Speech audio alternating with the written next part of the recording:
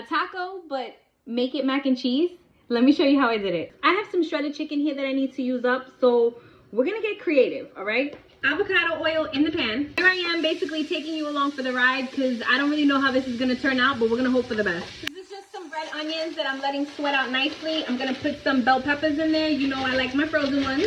2 large cloves of garlic. Then we're gonna throw our chicken in. A little bit of onion powder, black pepper, oregano, paprika, garlic powder, and I'm also gonna put a little bit of this taco seasoning. I'm gonna put some tomato paste in there. And this is just some water mixed with chicken bouillon. So essentially chicken broth.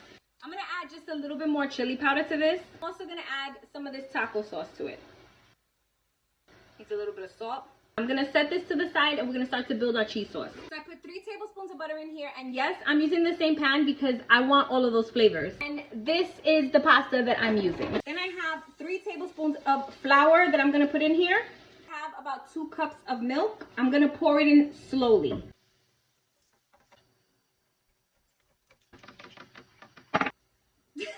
Multitasking at its finest, okay? I thought I had a can of evaporated milk in my pantry, and I do not. So I'm gonna have to add another cup of milk to this. I ended up using 4 cups of milk. You don't ever want to just leave its side. You gotta treat your cheese sauce like gold, you know? Now is where things get good. Shut the heat. In here I have Monterey Jack, sharp cheddar, and mozzarella cheese. I'm gonna put a little bit of chili powder, a little bit of paprika, or a lot, some black pepper, a taco seasoning packet that we reserved. We're gonna throw that right in there. Do it little by little and taste as I go. I don't think I'm a huge fan of this, so I'm glad I didn't put the whole thing. So let's keep seasoning it ourselves. Some onion powder.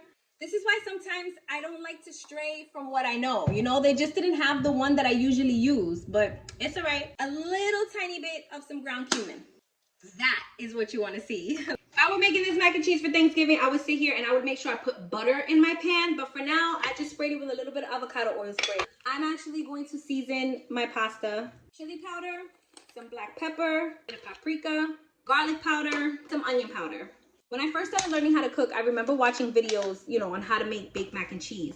I'm losing soldiers. One of the women, she literally was like, you need to season your noodles too. And that stuck with me ever since. I'm gonna put about half of this back, pour about half of this over these, layer of cheese. I just needed like 1 more block of cheese, you know? And I should know better, because I mean, I've been making mac and cheese for a long time. It's always better to have more cheese than not enough cheese. I don't know what I was thinking. The rest of the noodles, the rest of that cheese sauce, and then the rest of that cheese mixture right on top. I have my oven preheating to 400. I'm gonna cover this up. I always spray anything that I make in the oven just to keep it from sticking to whatever I'm cooking. I'll let you know how long she was in there when she's done. Do you see that?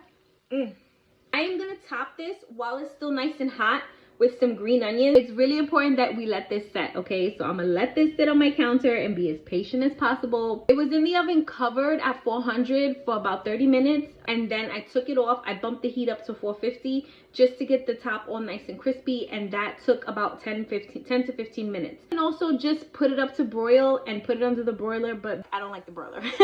The moment of truth. Let's dig in. All right, so the cheese pull in that corner was not good. Let's see if I get a cheese pull in the middle. All right, let's see. Okay, well, there we go. Maybe that's why Tini always does it from the middle, because look at that. Next time, more cheese, more cheese, more cheese.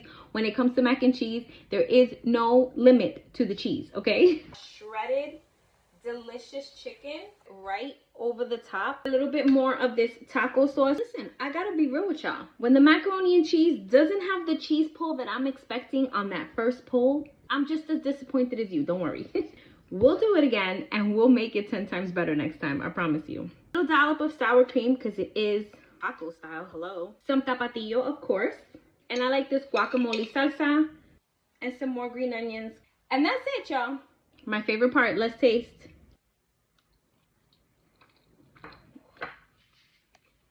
Hold on. What? Oh my God. This is insane. I had no idea what to expect when I went into this, and wow. This is just for me and my family, so don't judge me, but I'm gonna taste her right out of this tray, okay? I could eat that by itself. The only thing that I would change next time is to make sure I have more cheese, because this right here, so good.